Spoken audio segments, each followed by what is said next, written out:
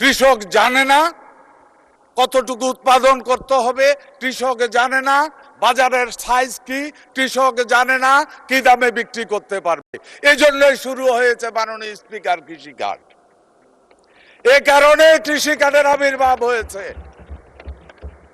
এই কৃষি কার্ড এমন এক কার্ড, এই কার্ডের ভিতরে মাননীয় সংসদ সদস্য, মাননীয় স্পিকার, আপনার মাধ্যমে আমি মাননীয় সংসদ সদস্যকে জানাতে চাই, এই কার্ডের মাধ্যমে এই কার্ডের সব ডাটা থাকবে।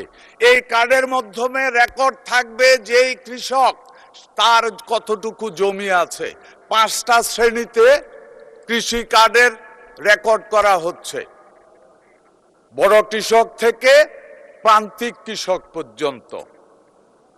সুতরাং আমরা বলতে পারবো, এখানে কয়েকটা প্রশ্ন উনি করেছে, চাষের জমি, আমি জানি না আমার জমিতে কি হবে, আমি জানি না আমি কি ফলাবো, ঠিক দামে বিক্রি করতে পারবো কিনা, এখানেই প্রয়োজন কৃষক কার্ডের। একনল অ্যাডভান্সড হাইজিন সোপ, এবার জীবাণু ধুলাবালি ঘাম clean bold. A product of Remark.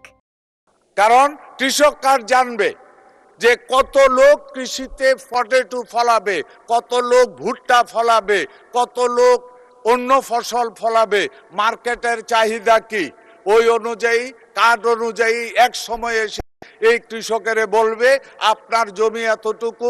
প্রত্যেকটা ব্লক ওয়াইজ আমাদের কৃষি অফিসার আছে, ওই কৃষি অফিসার বলবে আপনি তো ভুট্টা ফলাবেন, এতটুকু ফলান। সারা বাংলাদেশে ভুট্টার চাহিদা এত লক্ষ হেক্টর চাষ হয়ে গেছে, আর আপনার ইয়ার জন্য এত হেক্টর বাকি আছে, এটা আপনি উৎপাদন করলে।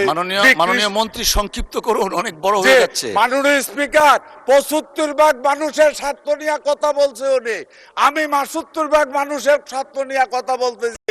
মাননীয় স্পিকার, এই সংসদে চালাইতে বহুত টাকা খরচ, কিন্তু মেজরিটি লোক ওই 75 ভাগ। মাননীয় স্পিকার, একটু সময় দেন, দেশের উপকার হইতেছে, কৃষকের উপকার হচ্ছে। এই কৃষকের অর্থনীতি শক্তিশালী হইলে, কৃষকের মেরুদণ্ড শক্তিশালী হইলে দেশের মেরুদণ্ড শক্তিশালী হবে। মাননীয় স্পিকার, ধন্যবাদ। মাননীয় স্পিকার, বক্তব্য যেটা আসছে সেটা হলো এই, হ্যাঁ, এটার জন্য কৃষি কার্ড আগামী দিনে যা হবে, কৃষক কি উৎপাদন করবে কাদের মাধ্যমে তা কন্ট্রোল হবে, কৃষক যা উৎপাদন করবে তার বিক্রির নিশ্চয়তা থাকবে। সুতরাং কৃষক ন্যায্য মূল্য পাবে, উৎপাদন নিয়ে টেনশন করার কিছু প্রয়োজন হবে না। ধন্যবাদ মাননীয় স্পিকার, আপনার মাধ্যমে ধন্যবাদ জানাচ্ছি মাননীয় সংসদ সদস্যকে।